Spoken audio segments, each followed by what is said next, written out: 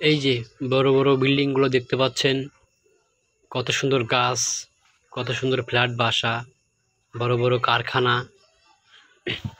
কিন্তু এর ভিতরে যে মানুষগুলো থাকে, যে মানুষগুলো এই রাস্তাঘাটে চলাচল করে, এই যে বড় বড় বিল্ডিং দেখতে পাচ্ছেন, এর ভিতরে যে মানুষগুলি থাকে, তাদের জীবনের যে কষ্ট, এটা দেখার কেউ নেই। এরা হচ্ছে গার্মেন্টস শ্রমিক। তারা সকাল 8টায় ঢোকে, রাত 10টায় বের হয়। ভাই, এটা একদম জেলখানার মতো শাস্তি। বিশ্বাস করেন, তাদের বাবা মা দেশে রেখে এসে ঢাকা শহরে এরকম চাকরি করা, এটা অনেক কষ্টের ভাই। বুকটা ফেটে যায় ভাই, অনেক কষ্টের। নিজের সন্তানকে সময় দিতে পারে না ভাই।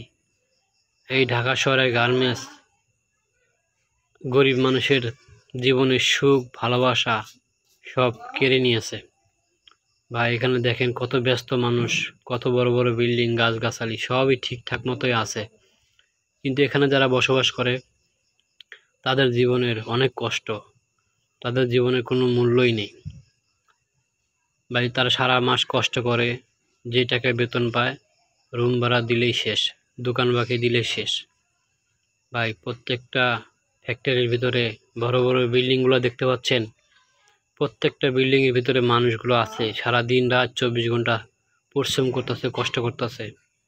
বিনিময়ে তারা অল্প কিছু টাকা পায়, দোকান বাকি আর রুম ভাড়া দিয়ে আর কি বা থাকে বলেন। স্ত্রী সন্তানকে যে নিয়ে যে একটু ভালো মন্দ খাবে, তারও সুযোগ নেই।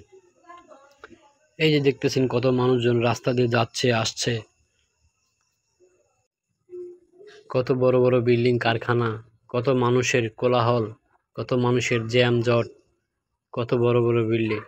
কিন্তু এর ভিতরে যেসব মানুষগুলো, যেসব শ্রমিকগুলো থাকে, তাদের জীবনের কষ্ট আর দেখার কেউ নেই।